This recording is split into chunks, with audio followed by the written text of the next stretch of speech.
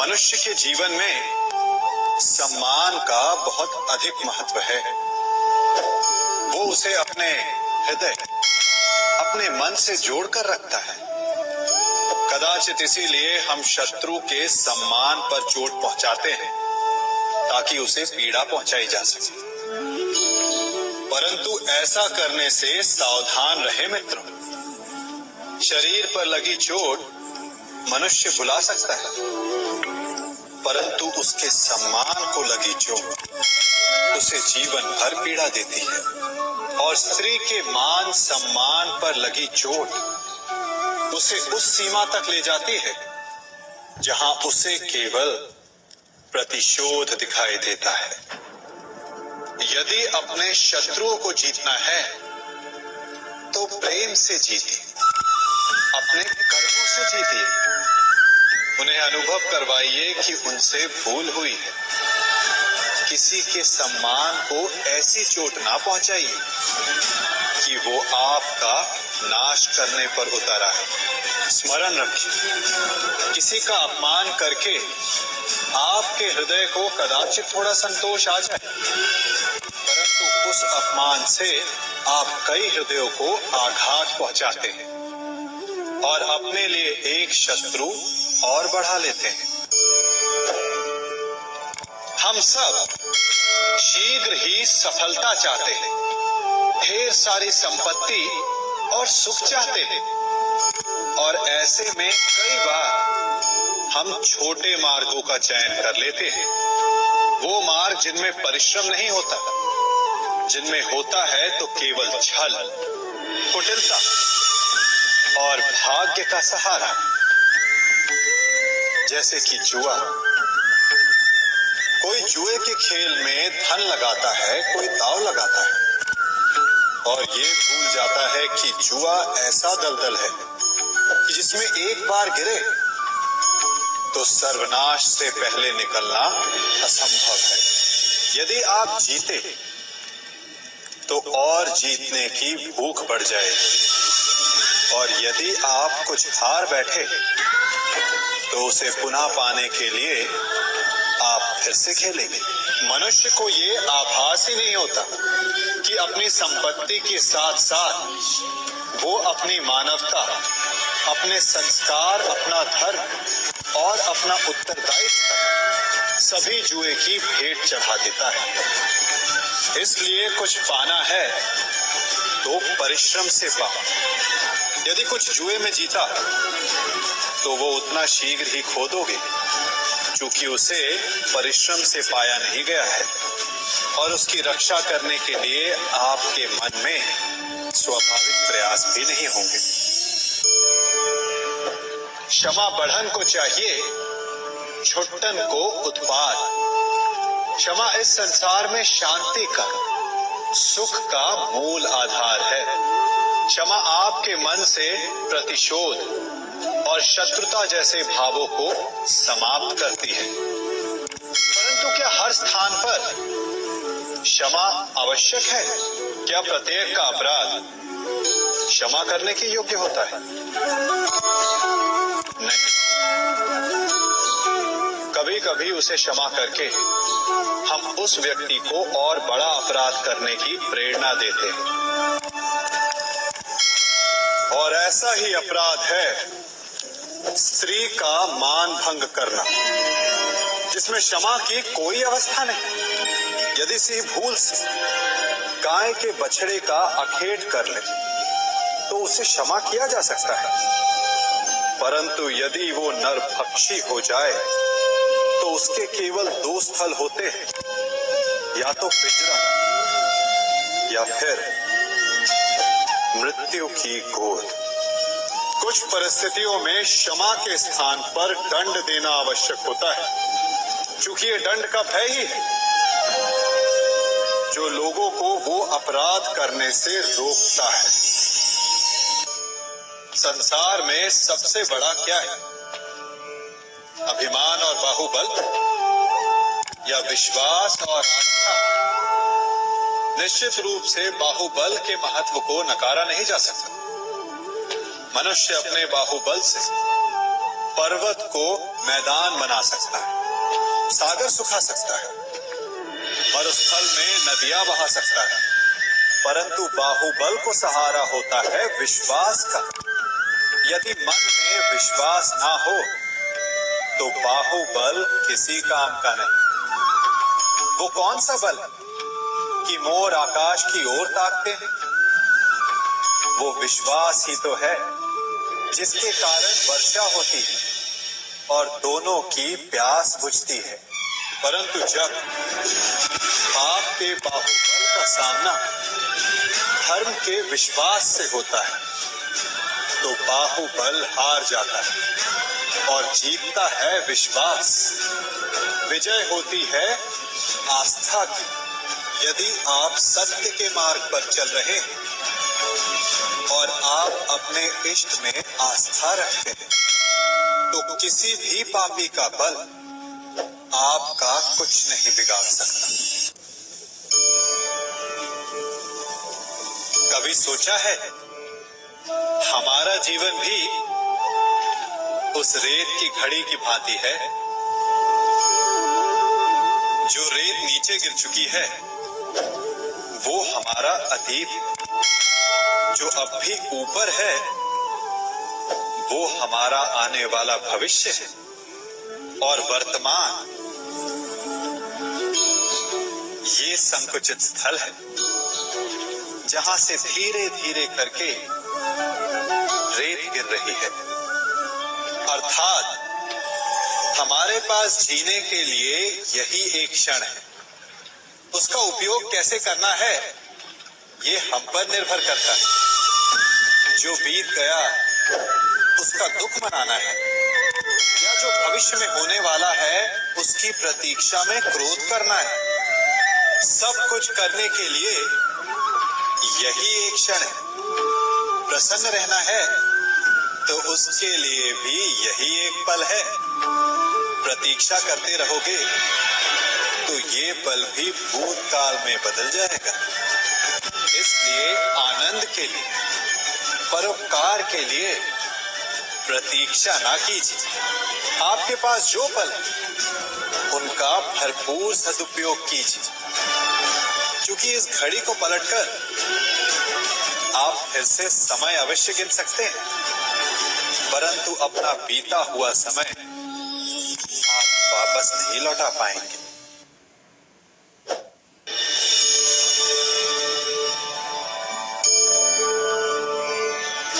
मनुष्य के जीवन में संतान का बहुत महत्व है। उस संतान के लिए वो कितने कष्ट सहता है, उसे पालता है, पोसता है, और यदि यही संतान संताप का कारण बन जाए तो क्या ये उसका दोष है? अधिकतर ये दोष हमारे लालन पालन का होता है। बचपन में बालक के हठ को मानकर हमें आनंद की अनुभूति अवश्य होती है, परंतु धीरे धीरे अपने बालक के हठ को मानकर उसके हठ के दास हो जाते हैं। एक हठी उद्दंड और असंस्कारी संतान उस सूखे वृक्ष के समान होती है कि यदि जिसमें आग लग जाए तो वो सारे वन को भस्म कर डाले। और स्मरण रहे, जब उसमें अग्नि लगती है तो सबसे पहले वो स्वयं के घर को ही भस्म करती है। इसलिए जब आवश्यकता हो तो अपनी संतान के हठ का विरोध करे, उसे रोके, क्योंकि यदि समय रहते ऐसा ना किया गया तो भविष्य में इस समस्या के परिणाम गंभीर हो सकते हैं। प्रतिज्ञा, वचन, ये सब मनुष्य ने समाज को सही दिशा में रखने के लिए बनाए हैं।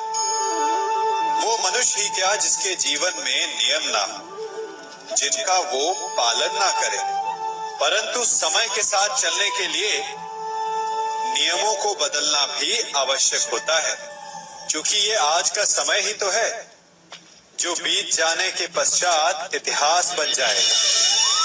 यदि आवश्यकता पड़ने पर नियम और प्रतिज्ञा भंग ना की जाए, समय की मांग के अनुरूप अपनी प्रतिक्रिया ना बदली जाए,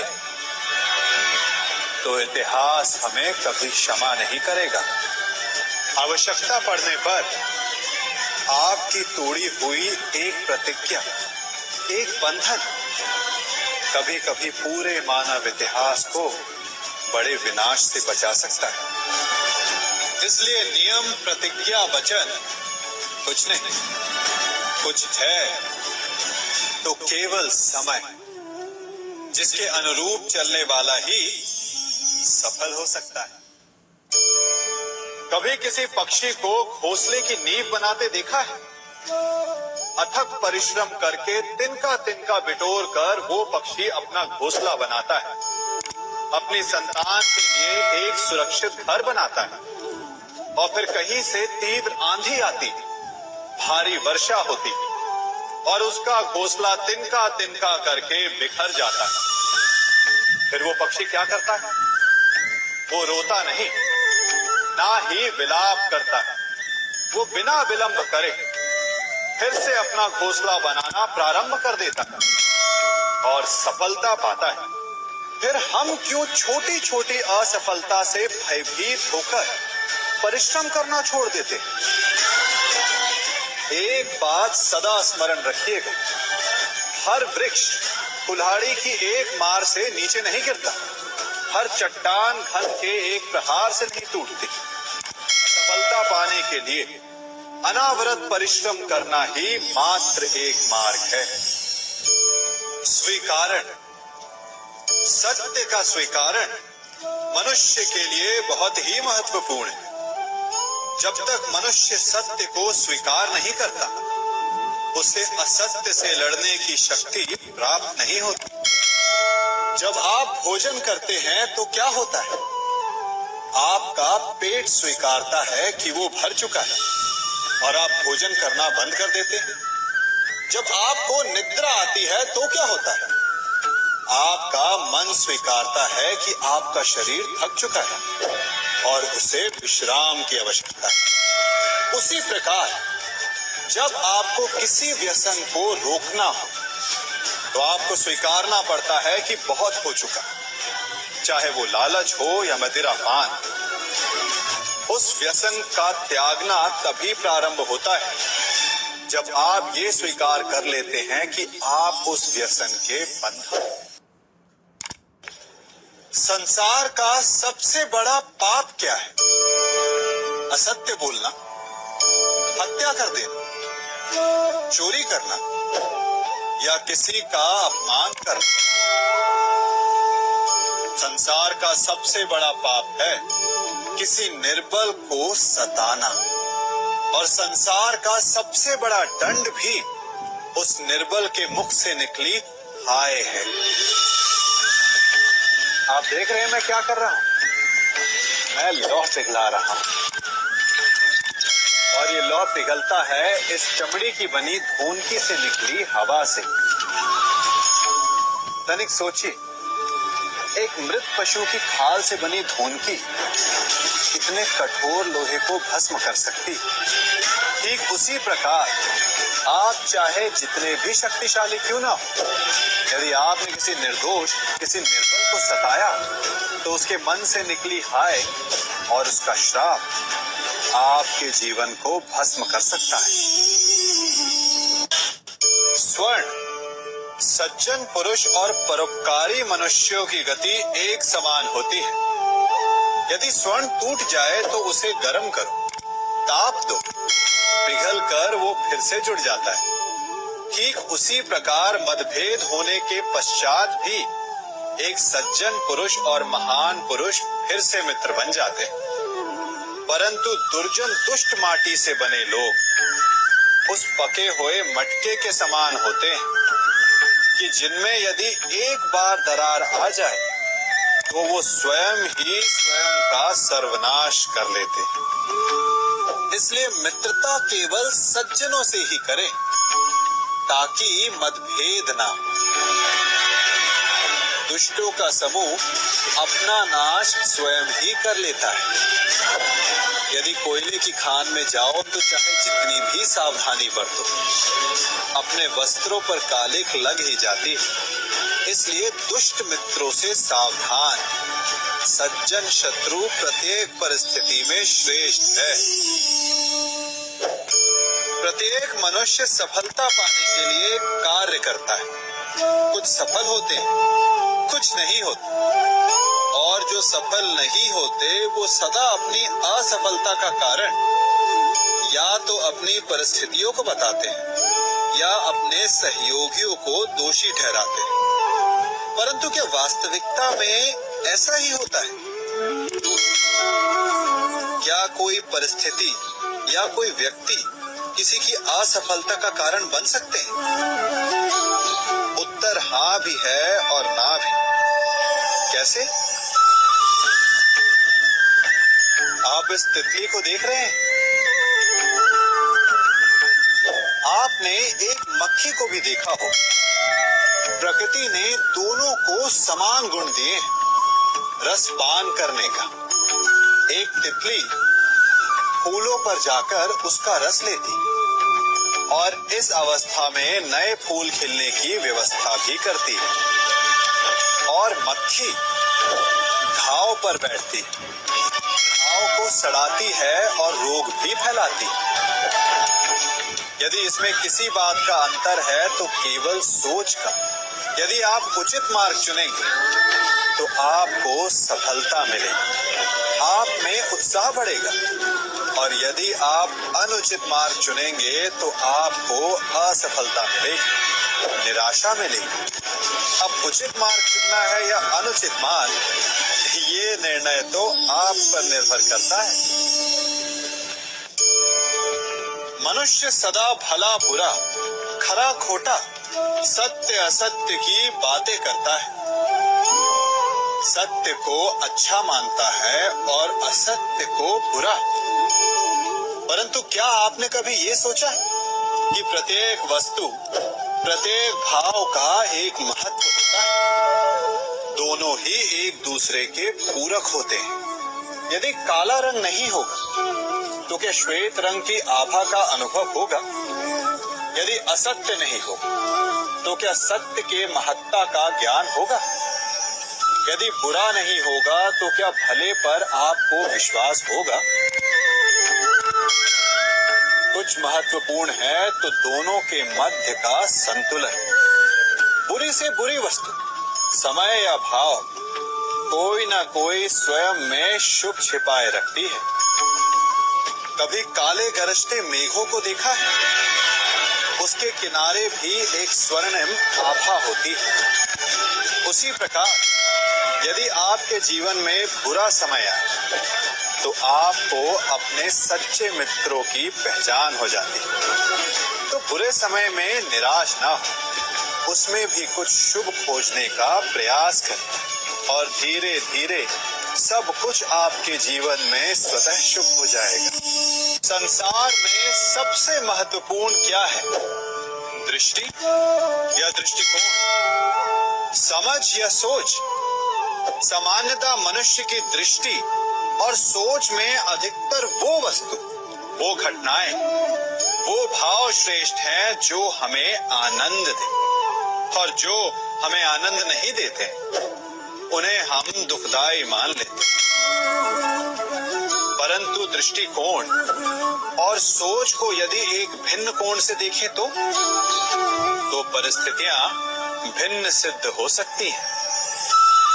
जिस प्रकार भीषण गर्मी हमें सुहाती नहीं, परंतु वही गर्मी सागर और नदियों के जल को वाष्पित करती है और हमें मनोरम वर्षा का आनंद देती है, उसी प्रकार भीषण परिश्रम के पश्चात हमें सफलता मिलती है, वर्षा के पश्चात हमें हमारा लक्ष्य मिलता है। तो सदा स्मरण रखिएगा कि दुख और पीड़ा से भागे नहीं, क्योंकि यही भविष्य में आने वाले सुख का मूल है। जब भी आपने यात्रा की होगी तो अवश्य अपने मार्ग के आसपास कुछ रिक्त स्थान देखे होंगे, कुछ खेत देखे होंगे, कोई ना कोई भूमि का टुकड़ा अवश्य देखा होगा। कुछ स्थान ऐसे होते हैं जहाँ पेड़ लगे होते हैं, जहाँ माली बड़े प्रेम से उन्हें बोता है, उन्हें सींचता है। और कुछ स्थान ऐसे भी होते हैं जहाँ बिना माली के खरपतवार उग जाते हैं, कुछ अन्य पौधे उग जाते हैं। माली द्वारा उगाए वृक्ष हमें ठंडी छाया देते हैं, हमें फल देते हैं, ईंधन के लिए लकड़ियां देते हैं। और बिना परिश्रम के उपजित खरपतवार यदि कुछ करते हैं तो ये कि वो भूमि को बंजर बनाते हैं।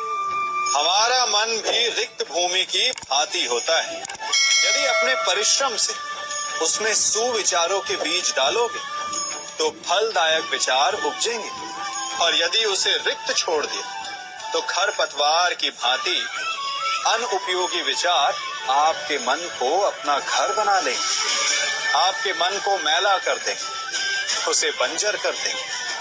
अब निर्णय आपका है कि आपको सुविचार देने वाला मन चाहिए या कुंठा देने वाला। क्या कर रहा हूं मैं? दर्पण में देख रहा हूं। आप लोग भी प्रतिदिन देखते होंगे, परंतु प्रतिदिन अपना मुख देखने के बाद भी उस पर लिखी एक बड़ी सीख देखना भूल जाते हैं। अब आप कहेंगे कैसी सीख? तो जाइए, एक बार फिर से दर्पण के सामने जाइए और मुख खोलकर देखिए, क्या दिखेगा? दंत पंक्ति और जीभा, है ना? अब विचार कीजिए, दंत जन्म के पश्चात आते, एक नहीं 2 बार आते, परंतु मृत्यु से पूर्व नष्ट हो जाते हैं। और जीभा जन्म से पहले से होती है, परंतु मनुष्य के मृत्यु के पश्चात भी उसके अस्तित्व में रहती है ना? आश्चर्य की बात। दंत कठोर होते हैं, जीभा कोमल, परंतु फिर भी दंत नष्ट हो जाते हैं, जीभा नहीं होती। यही रहस्य है कि हठी और कठोर लोग शीघ्र नष्ट होते हैं, और कोमल लचीले आवश्यकता के अनुसार स्वयं में परिवर्तन ला सकने में सक्षम लोगों का ही अस्तित्व रहता है। अर्थात परिस्थितियों के अनुसार स्वयं को लचीला बनाना सीखिए और आपका जीवन सरल हो जाएगा।